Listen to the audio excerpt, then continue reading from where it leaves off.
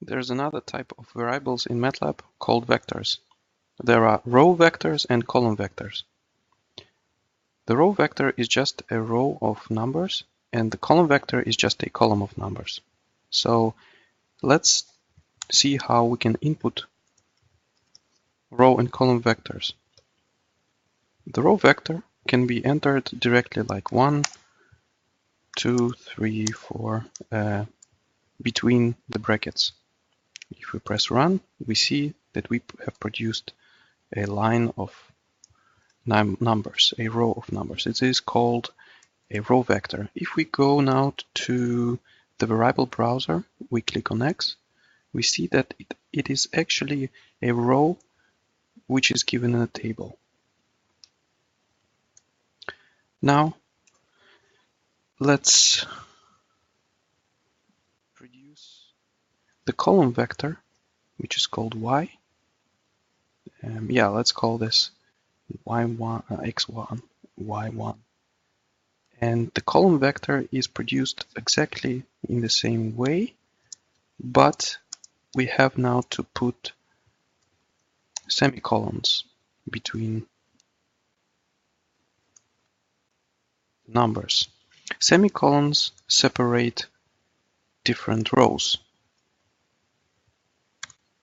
Now we see that Y1 is a column of numbers.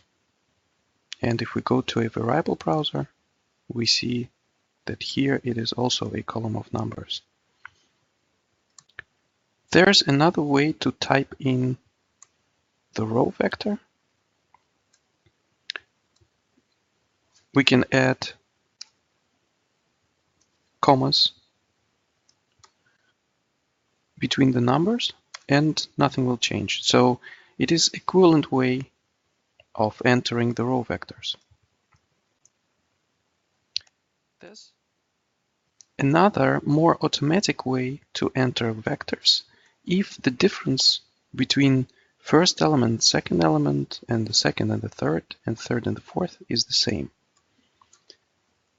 We can do this by doing the following thing. X2 is equal to 1 column 4. Let's now suppress the output of Y1 so we could compare X1 and X2. We run that and we see that X1 is exactly the same quantity as X2. And also in the variable browser, we see that X2 is just the same as X1.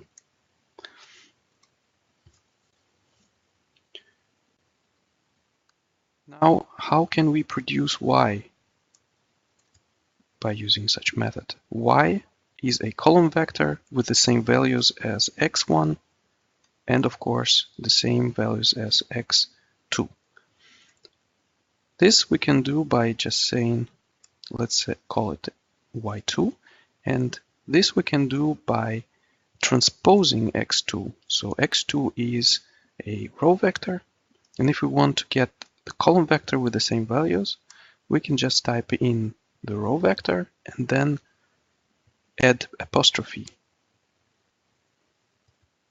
prime. Now let's produce the outputs. Run.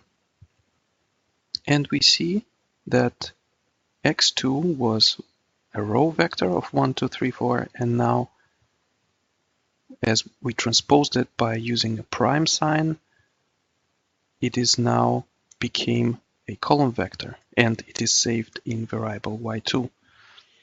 We see again that Y2 is exactly the same as Y1, which was just typed in by using semicolons. Now let's see what is the difference between the elements of X2, and let's call it dx2.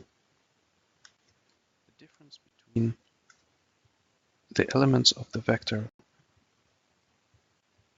1, 2, 4, 3, 4.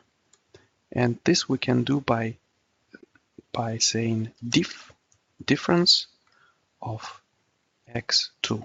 And then this diff will calculate the difference between the second element and the third element, and the first element, and then the third element and the second element, and then the fourth element and the third element.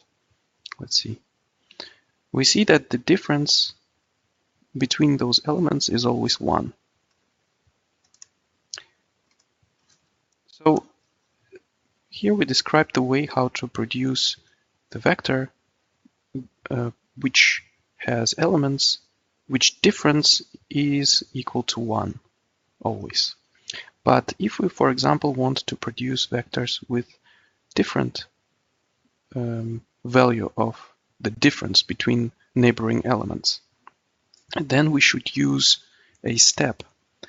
So we can type in x2 in the same way as we did before. Let's now call it x3. But we will add one more number. Let's say it is 0.5, and add one more semicolon. That means that we produce all numbers between 1 and 4 with difference 0.5. Let's see what we'll get. Yes, we see that we got all the numbers between 1 and 4, which difference is 0.5. 1 plus 0.5 is 1.5, and etc. Let's check that the difference between elements of this vector x3 is actually 0.5. Then we calculate diff of x.3. Let us suppress all other outputs, and then run. And now we see that all of the differences between neighboring elements are actually 0.5. And again, this variable tx3 is saved into the workspace. In the same way, we can calculate dy3,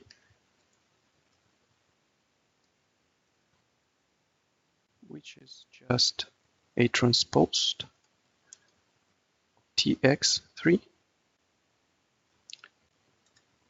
and then we can compare it to another value, which is dy3a, which is a difference between, let's say, elements of y2. So when we produce this two vectors, we see that they are different because they was produced from different vectors. But now if we define y3 as x3 prime, and then we insert y3 here, and then run the program, we see that now dy3 and dy3a are exactly the same. So we can produce